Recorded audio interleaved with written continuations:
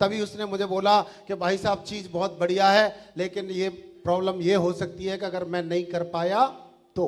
मैंने देखा कि दुनिया में टॉप पे पहुंचने के लिए सिंपल सी छोटी छोटी सी बातें हैं जो आदमी इनको इंप्लीमेंट कर लेता है, फॉलो कर लेता है, समझ लेता है, समझा देता है, चल लेता है, चला लेता है, वो व्यक्ति यहाँ आ जाता है, वो व्यक्ति मंच और माइक का सरताज बन जाता है। और जो व्यक्ति इनको इग्नोर कर देता है वो अपनी गुमनाम की जिंदगी में चला जाता है। और मैं यकीन दिलाता हूँ जिन 3 क्वालिटी के दम पे आदमी एक मंच और माइक के पास पहुंचता है, वो दोस्तों वो तीनों क्वालिटी आपके ही नहीं हर इंसान के अंदर होती हैं। और बधाई हो जिनकी मैं चर्चा करने जा रहा हूं, वो तीनों क्वालिटी आपके पास हैं।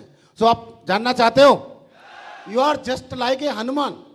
आप एक हनुमान की तरह। हनुमान जी को कोई भी याद दिलाते थे तो वो सारे काम कर जाते थे। एक हनुमान जी एक रामायण लिख गए, यहां तो इतने सारे हनुमान बैठे हैं, पता नहीं अब कौन सी रामायण लिखने वाली है। Thank you. मेरे गुरु ने बताया था, मैंने देखा था, मैंने कहीं पढ़ा था और उस पर मैंने अमल किया। आज मैं यहां पर हूं तो उसमें मैंने कहीं देखा 3 लाइन 3 क्वालिटी, जो भी व्यक्ति इन 3 चीजों का इस्तेमाल करता है वो हीरो बन जाता है। और वो कौन सी है?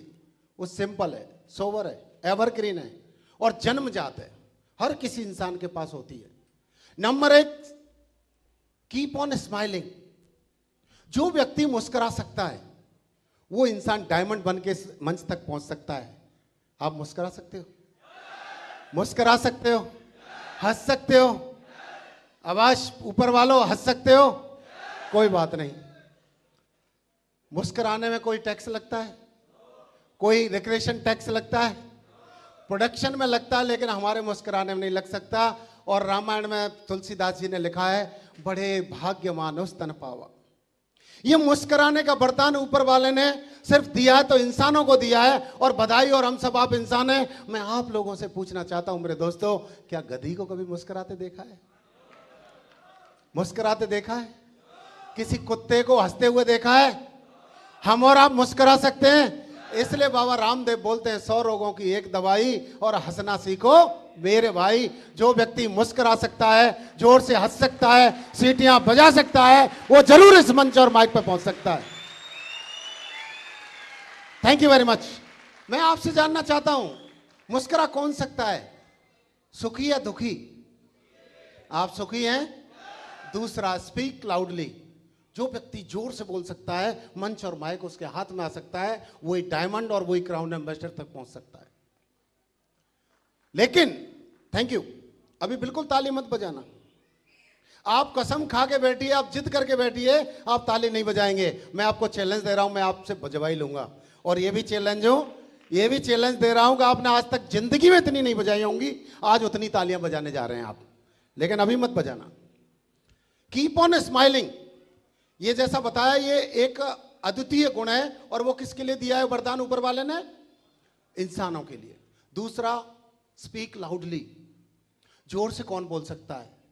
एक बेईमान या ईमानदार? निडर या डरपोक? आप ईमानदार हैं? आप निडर हैं? जोर से बोलने वाले ही ईमानदार और निडर होते हैं, और निडर लोग ही जोर से बोलते हैं। ये क्लियर हो गया? थोड़ा पड़ोसी की तरफ ध्यान रखना, किसकी आवाज कितनी निकल रही है, किस कैटेगरी का व्यक्ति आपकी बगल में बैठा है। यस और नो बोल सकते हैं? तीसरा, क्लैपिंग, तालियां। मैं आपसे पूछना चाहता हूं, क्या तालियां आज से ही शुरुआत हुई है या सदियों से होती आ रही है?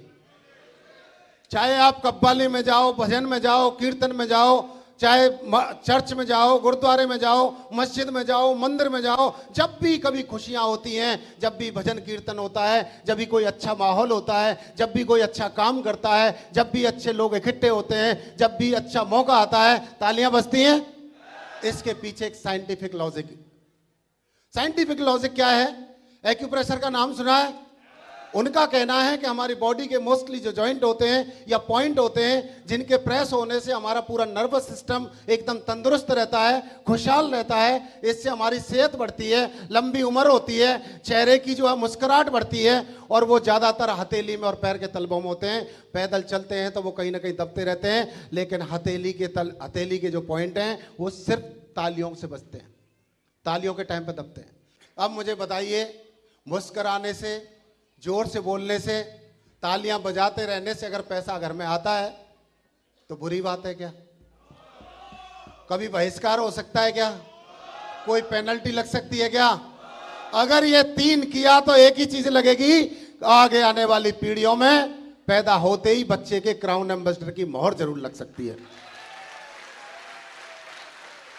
लेकिन इन तालियों से नहीं लगेगी।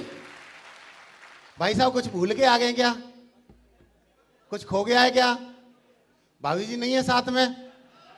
हैं जी? कोई बात नहीं, वो वहीं पे सुरक्षित हैं। Okay, thank you very much. दोस्तों, आपकी तरह शुरुआत की, जैसे बताया मैंने, आगरा का रहने वाला, देहाती क्षेत्र से हूं, किसान का बेटा हूं। J&K से ट्रांसफर जबलपुर में गया, अनजान व्यक्ति के थ्रू मौका मिला और उन्होंने एक ही सवाल किया था, वो जो आपसे किया गया होगा या वो जो आप कर रहे होंगे। थोड़ा सा भरोसा किया, भरोसा करने के बाद मैं और मेरे बॉस कर्नल इकबाल दोनों साथ में गए, दोनों ने साथ में बैठ के देखा। शुरुआत में मेरी कुछ समझ में नहीं आया, क्योंकि उस समय ऑनलाइन एजुकेशन हुआ करती थी कंप्यूटर की। मैंने वहाँ देखा, थोड़ा सा फ्रस्ट्रेशन भी हो रहा था, यार मुझे तो ज़िंदगी बदलने की बात की थी, यहाँ तो पढ़ने पढ़ाने की बात हो रही है। लेकिन जैसे ही फर्स्ट पार्ट कंप्लीट हुआ, सेकंड कंपनसेशन का शुरू हुआ, वहाँ से थोड़ा नोटों की जो बातें करते हैं, आमदनी की बात करते हैं, धीरे धीरे खुजली होने लगी और मुझे थोड़ी देर में ऐसा लगने लगा कि ये प्रोग्राम सिर्फ मेरे लिए बनाया गया है और ये इसलिए मुझे यहाँ पर बुलाया गया है। प्रोग्राम खत्म हुआ ही था, मैं डिसीजन सोच ही रहा था कि मैं मन में आ गई थी कि चीज़ बहुत बढ़िया है, लेकिन एक धीरे से पड़ोसी व्यक्ति, जो आपने देखा होगा प्रोग्राम में बैठते हैं, अनजान लोग एक दूसरे के बुलाए हुए होते हैं कि नहीं होते हैं, तो मेरे साथ में भी एक अनजान व्यक्ति था। मैंने जब सोच ही रहा था तो चीज़ बहुत बढ़िया है, मैं ज्वाइन करता हूं, तभी उसने मुझे बोला कि भाई साहब चीज़ बहुत बढ़िया है, लेकिन ये प्रॉब्लम ये हो सकती है कि अगर मैं नहीं कर पाया तो। उसने बोला अगर मैं नहीं कर पाया तो। मैं बड़ा सेटिस्फाई हुआ, अच्छा लगा। इसने भी अच्छा बोला कि चीज बहुत बढ़िया है, जिंदगी बदल सकती है, लेकिन ये इसकी पर्सनल प्रॉब्लम हो सकती है कि अगर ये नहीं कर पाया तो। उसने सोचा नहीं कर पाया तो, और मैंने सोचा कर लिया तो। 40 लाख एक साल में आने लग गए, डायमंड बन गया, गरीबी मिट गई, अमीर बन गया, जिंदगी जीने लग गया, शोहरत मिल गई, पहचान मिल गई। मेरी तो की लाइन लग गई दोस्त, वो एक तो में चला गया, मुझे आज तक नहीं मिला, और मेरी तो कभी खत्म नहीं हुई, इसलिए मैं हर जगह मिलने चला जाता हूं।